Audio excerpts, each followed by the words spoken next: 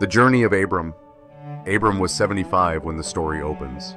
He lived in Haran on the caravan route along the Euphrates. Hot winds from Arabia in summer, winter rains from the Taurus mountains that turned the meadows green again. He was calm, kept his word, and had flocks, herds, and loyal servants. His wife Sarai was wise, yet barren. One quiet evening on the hill where he often prayed, a call rose within his heart. Leave your land, your relatives, and your father's house for the land I will show you. I will make you into a great nation and bless you. Through you, all peoples will be blessed. The call asked for no sacrifices, only steps of faith. Abram told Sarai. She answered, "If he calls, we go." The caravan set out. Abram, Sarai, his nephew Lot, the servants, camels, tents, and goods. They followed the Euphrates past oases, river docks, and city gates guarded by armored sentries, then left the river, crossed dry hills, and entered Canaan. At Shechem, near the oak of Moreh, Abram heard the promise again. "I will give this land to your offspring." He built an altar from rough stones. From there he went to the hill country between Bethel and Ai, built another altar, and called on the name of the Lord, marking his life with milestones of faith rather than stepped towers. Famine struck. Grass burned yellow, streams dried up, and the herds grew thin. Abram led his household down to Egypt to sojourn. Fearing the Egyptians would kill him for Sarai's beauty, he asked her to say she was his sister. Sarai was brought into Pharaoh's house. Abram received many gifts, but plagues fell upon the king's household. Pharaoh discovered the truth, returned Sarai, rebuked Abram, and escorted the whole camp out of Egypt.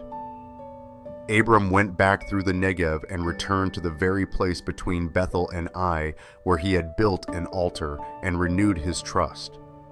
Both Abram's and Lot's wealth exploded. The land could not support all the herds and wells, and the herdsmen quarreled. Abram took the initiative to make peace. "We are relatives, let's not fight. If you go left, I'll go right. If you go right, I'll go left." Lot lifted his eyes and saw the Jordan Valley, green like the garden of the Lord, full of bustling towns. While Abram's hills were dry and tough, Lot chose the valley and pitched his tents near Sodom, whose people were notoriously wicked. Abram remained in Canaan. After Lot left, God spoke, "Lift up your eyes and look north, south, east, and west. All the land you see I give to you and your descendants forever. Your offspring will be like the dust of the earth. If anyone could count the dust, then they could count your children. Rise, walk the length and breadth of the land, for I give it to you." Abram went to Hebron near the oaks of Mamre and built yet another altar. He resumed the nomad's rhythm, pitching and striking tents, digging wells, tending flocks, yet every altar reminded him he lived inside a promise. Still, the ache remained. Sarai and Abram had no child. One clear night, Abram prayed, "Lord, I have no heir. Will my steward inherit?" God brought him outside and pointed to a sky strewn with stars. "Count them if you can, so shall your descendants be."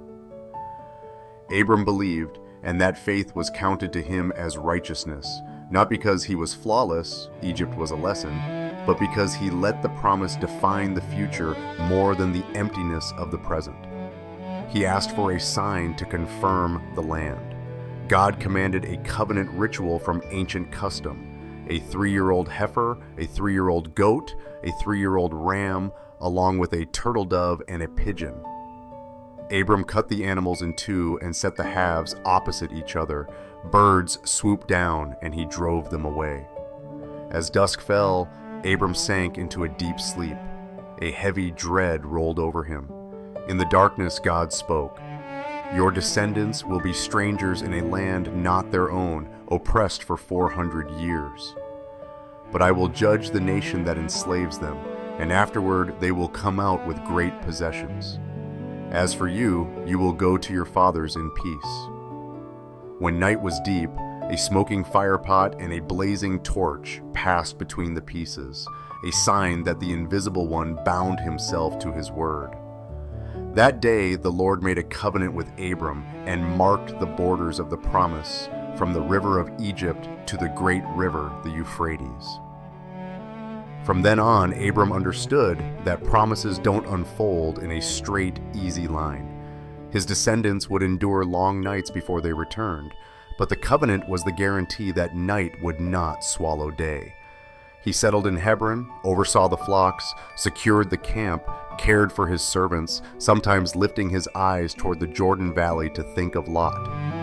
At other times, standing on a rise to look toward the Mediterranean, feeling sea winds through the vineyards and knowing each footstep was tracing the land that belonged to God.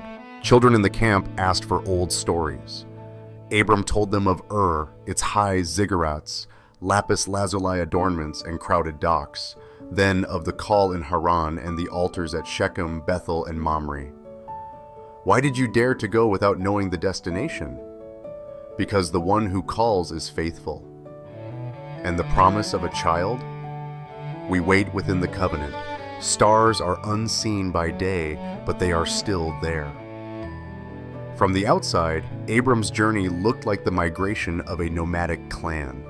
From the inside, it was the birth of a covenant. At Babel, people built a tower to make a name. Abram built altars so the name of God would dwell among everyday life. In Egypt, he had feared and lost his way.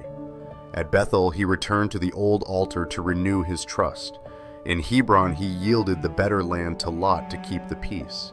And on the night of the covenant, he saw God pass between the pieces, meaning God himself took responsibility for the promise. The ending is still open. Abram keeps living, trusting, and moving forward. But the meaning is clear. Blessing doesn't come from pride or scheming, nor from grasping the best share by force. Blessing comes when we dare to leave our comfort at the call, dare to yield to preserve peace, and dare to believe a promise stronger than our circumstances. From a small tent beneath the oaks of Mamre, a people would grow. From one believer under the night sky, the world would hear a blessing. In the days that followed, Abram began to do what the word had said: walk the length and breadth of the land. He sent shepherds to survey the valleys, noting underground water and dry season routes. He taught his household to avoid disputes with locals, to pay fairly for pasture and water, and to pitch their tents a distance from towns so as not to cause offense. At every stop, he gathered everyone and reminded them why they were there. We do not travel to take advantage or to seize. We go because the Living One has spoken. When autumn came, the hill country vineyards turned purple, and workers brought him the first jar of new wine. Abram wasn't drunk on wine. He was steady with the quiet certainty that his life was being led. On cold nights, Sarai wrapped her cloak and sat by the fire. If we grow old and still have no child, who will the promise be for? She asked. Abram held her hand. He who showed us the stars will show us the way. They had no instant answer, but they learned to store their questions in peace. To outsiders, the delay of the promise might look like failure. To Abram, the delay became a school of trust. He realized a covenant gives more than land and lineage. It shapes the soul, teaching people to love what is good, to choose the straight path, and to yield even when advantage is within reach. Without those years of waiting, Abram might have been only a wealthy chieftain. Those years made him the father of all who believe. In the waiting, Abram learned his limits. He knew he had retreated in Egypt out of fear, and he had tried to scheme. He didn't deny the past. He let it remind him that calling rests not on human perfection, but on God's faithfulness. Each time he stood by an altar and heard the wind in the oaks of Mamre, he whispered, "I have stumbled, but I still belong to you." One evening, a young shepherd returned late with the flock after losing the spring. Embarrassed, he apologized. Abram didn't scold him. He walked with him to the new well and taught him to read cloud signs and salt lines in the soil to find groundwater. He believed managing the herds was part of covenant faithfulness. Whoever is faithful in little will be trusted with much. Respect in the household deepened. They followed him not just for wealth, but for integrity. On clear days, Abram led the household around the region, reminding them of the words spoken. Pointing north to the cloud-capped hills, he said, "He told us, lift up your eyes, north, south, east, and west." Pointing west to the hazy blue of the sea, he said, "Walk the land, length and breadth." Children's eyes shone at the tail of the stars.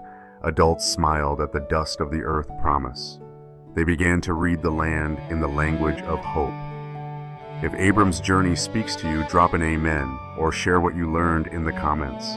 Don't forget to like so the algorithm sends this video to more people who need hope.